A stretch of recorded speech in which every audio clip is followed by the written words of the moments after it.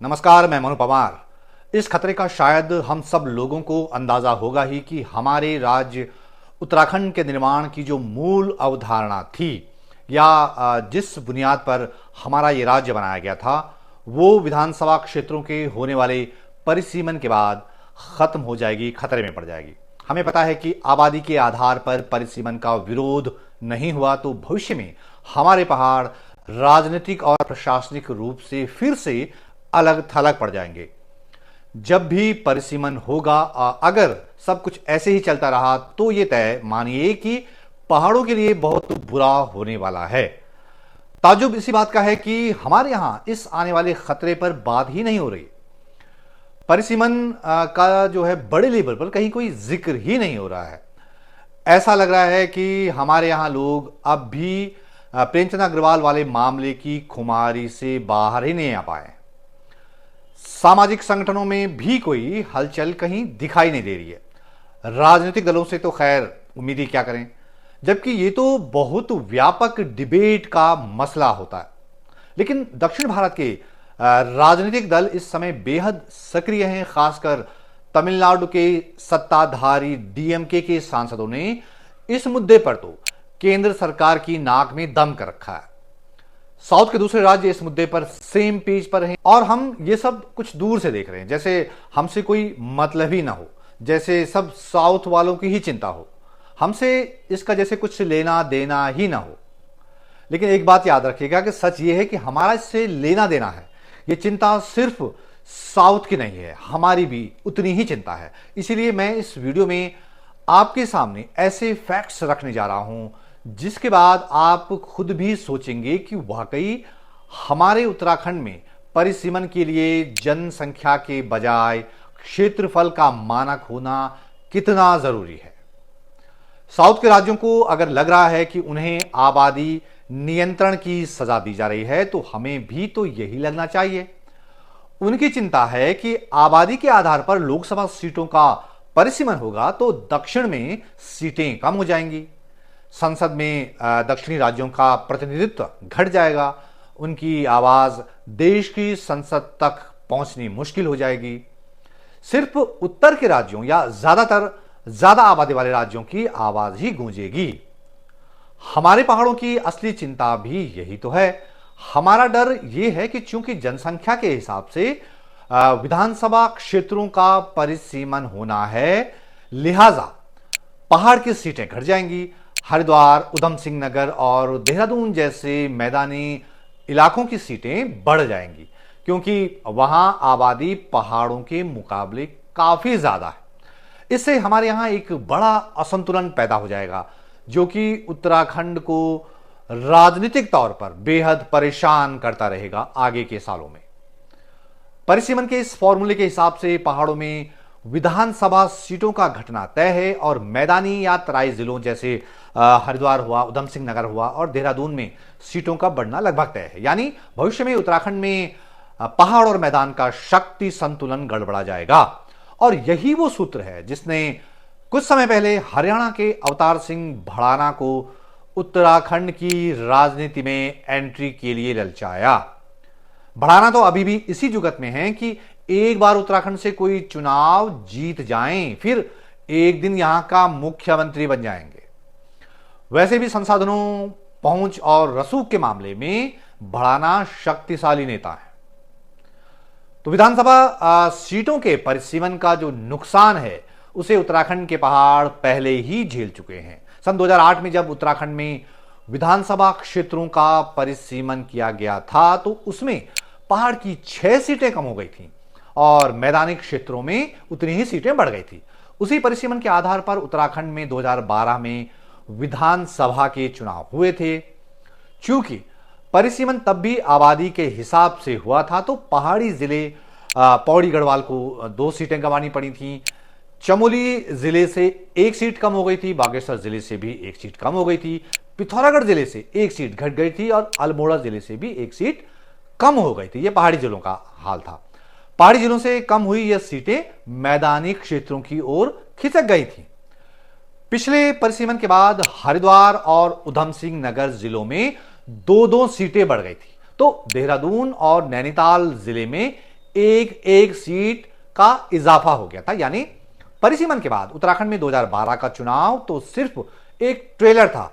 जब आने वाले वर्षों में परिसीमन होगा तो भविष्य में तस्वीर और भी भयावह होने वाली है, क्योंकि अपने ही राज्य की विधानसभा में पहाड़ी जिलों की नुमाइंदगी घट जाएगी और मैदान की ओर जो सीटें हैं वो बढ़ जाएंगी। उत्तराखंड में अभी जो 13 जिले हैं उनमें 2 जिले हरिद्वार और उधम सिंह नगर जो हैं वो पूरी तरह से मैदानी या तराई वाले जिले हैं, जबकि देहरादून जिला और नैनीताल जिला इनकी जो ज्यादातर सीटें हैं वो मैदानी हिस्सों में हैं। इन जिलों में चूंकि पहाड़ के मुकाबले सीटें ज्यादा होंगी तो जाहिर सी बात है कि वहां ज्यादा विधायक जीत कर आएंगे। इससे होगा ये कि भविष्य में उत्तराखंड में सरकार बनाने या गिराने में हरिद्वार जिला, उधम सिंह नगर जिला और देहरादून जिला इनकी बहुत इंपॉर्टेंट भूमिका हो जाएगी। बाकी के जो 9-10 पहाड़ी जिले हैं उनकी राजनीतिक हैसियत घट जाएगी। अब सवाल यह है कि पहाड़ी राज्य उत्तराखंड में पहाड़ों की राजनीतिक हैसियत कैसे बची रह सकती है, तो इसका समाधान भी विधानसभा सीटों के परिसीमन में ही छिपा हुआ है और इसके लिए व्यवस्था भी बाकायदा डिलिमिटेशन एक्ट में है। बस उसे समझने की जरूरत है और उस पर टिके रहने की जरूरत है।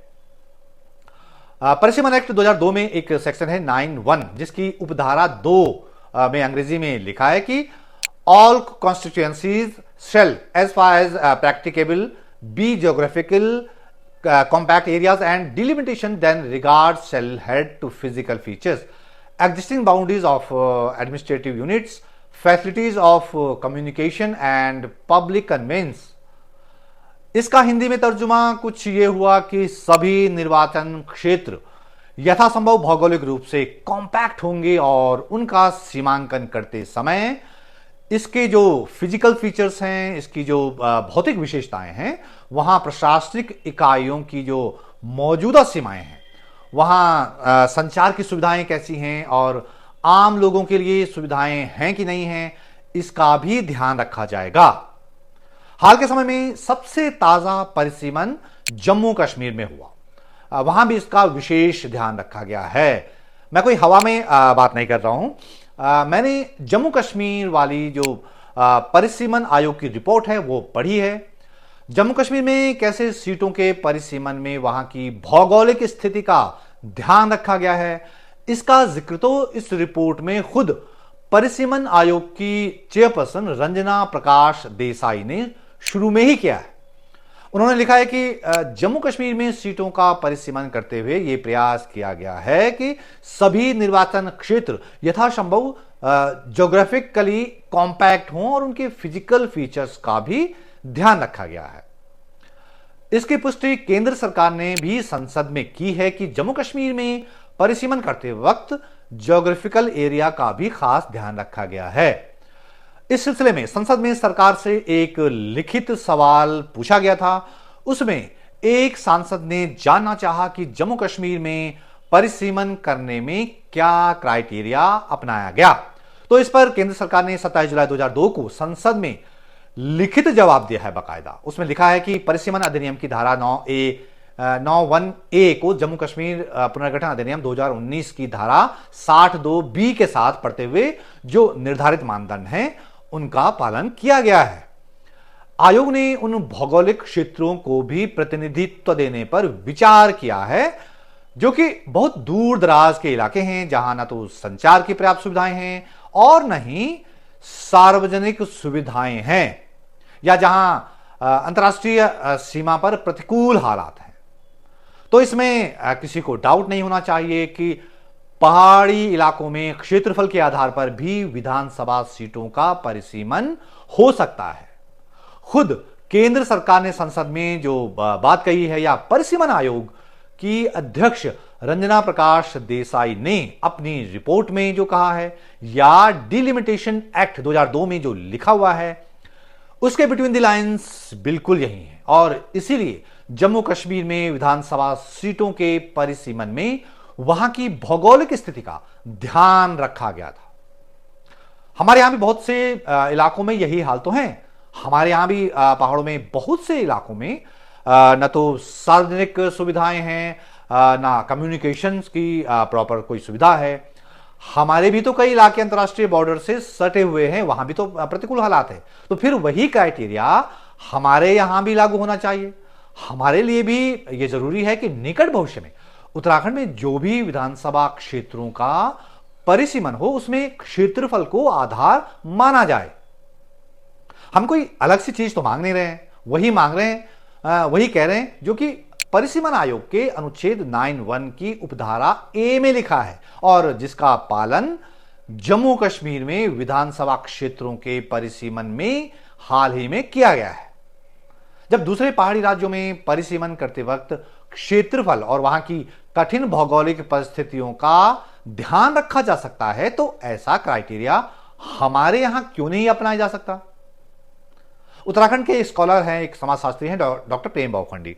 उन्होंने जो कैलकुलेशन की है वो आंखें खोल देने वाली है। उनके मुताबिक हरिद्वार जिले में जहां औसतन 214 वर्ग किलोमीटर पर एक विधानसभा क्षेत्र है, वहीं पहाड़ी जिलों जैसे उत्तरकाशी में एक विधानसभा क्षेत्र औसतन 2672 वर्ग किलोमीटर में फैला हुआ। पिथौरागढ़ जिले में औसतन 1804 वर्ग किलोमीटर पर एक विधानसभा क्षेत्र है।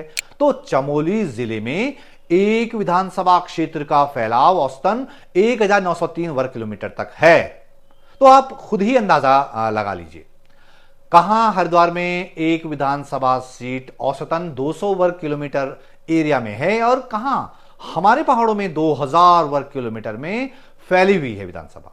तो ये कैलकुलेशन बता रही है कि हरिद्वार जिले में एक विधायक दिन भर में आराम से 2-3 बार अपने विधानसभा क्षेत्र का चक्कर लगा सकता है, इतना इजी है उसके लिए। जबकि उत्तरकाशी और पिथौरागढ़ में विधायक को अपनी विधानसभा क्षेत्र का भ्रमण करने में कम से कम 5 दिन का समय लग सकता है। तो आप खुद ही तय कर लीजिए कि हमें आबादी के आधार पर विधानसभा सीटें चाहिए कि क्षेत्रफल के आधार पर। इसीलिए हमें साउथ वालों का शुक्रगुजार होना चाहिए कि उन्होंने चाहे किसी भी बहाने सही परिसीमन के मुद्दे को बहस के केंद्र में तो ला दिया है। संसद में आए दिन इस पर हंगामा हो रहा है, मीडिया में रिपोर्टें छप रही हैं, परिसीमन पर बात हो रही है, लेख छप रहे हैं, चर्चाएं हो रही हैं, विभिन्न मंचों पर सवाल उठाए जा रहे हैं।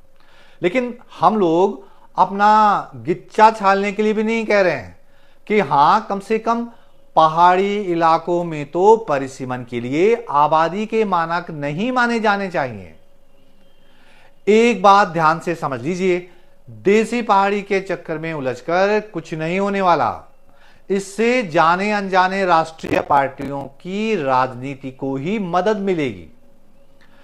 हमें पॉलिटिक्स की बिग पिक्चर देखनी चाहिए, मसले की जड़ पकड़नी चाहिए, वरना तो उत्तराखंड में वो नारा एक दिन हकीकत में बदल जाएगा जो कि प्रेमचंद अग्रवाल के इस्तीफे के दिन उनके समर्थकों ने लगाया था। जिसकी जितनी संख्या भारी उसकी उतनी हिस्सेदारी। उन्होंने ये नारा यूं ही नहीं लगाया था, उन्हें भी इसका अंदाजा है कि जब उत्तराखंड में जिस दिन विधानसभा सीटों का परिसीमन होगा तो उस दिन यहां का पावर सेंटर मैदानी इलाके हो जाएंगे, उनकी राजनीतिक हैसियत बढ़ जाएगी, सरकारी नीतियां तय करने में उनकी ही चलेगी। पहाड़ के लोग राजनीतिक प्रतिनिधित्व के मामले में तब अल्पसंख्यक हो जाएंगे। यह स्थिति ज्यादा दूर नहीं है, लेकिन ताज्जुब है कि खतरा सामने होने के बावजूद हम मौन हैं। आपको सचेत करना मेरा काम है, ये काम मैं पूरी जिम्मेदारी के साथ आगे भी करता रहूंगा। परिसीमन के तमाम पहलुओं पर समय समय पर आपको जानकारी देता रहूंगा। इस काम में जरा मेहनत लगती है, समय लगता है। आप मेरे कंटेंट को अगर आर्थिक तौर पर सपोर्ट करना चाहेंगे तो उससे कुछ मदद जरूर मिलेगी। मैं अपने यूपीआई का QR कोड आपसे शेयर कर रहा हूं दोस्तों। अगर आपको लगता है कि आप कुछ छोटी मोटी मदद कर सकते हैं तो इस QR कोड को स्कैन करके जरूर कीजिएगा। और अगर अभी तक आपने मेरे YouTube चैनल को सब्सक्राइब नहीं किया है तो कृपया फटाफट कीजिएगा। और इस वीडियो को लाइक करिएगा, नीचे अपने कमेंट्स में कमेंट्स कीजिएगा, वीडियो को दूसरों तक जरूर पहुंचाएं। और हाँ, बेल आइकन पर भी क्लिक करेंगे तो मेरे हर नए वीडियो की नोटिफिकेशन आप तक सबसे पहले पहुंच जाएगी। तो इस वीडियो में इतना ही। जल्द एक नए वीडियो के साथ हाजिर होऊंगा। आप लोग अपना ख्याल रखिए और मेरे YouTube चैनल पर और भी कंटेंट है, उसे खंगालते रहिए। मैं यकीन दिलाता हूं कि आपको निराशा नहीं होगी। तो ये वीडियो देखने के लिए दोस्तों आपका बहुत बहुत धन्यवाद। नमस्कार।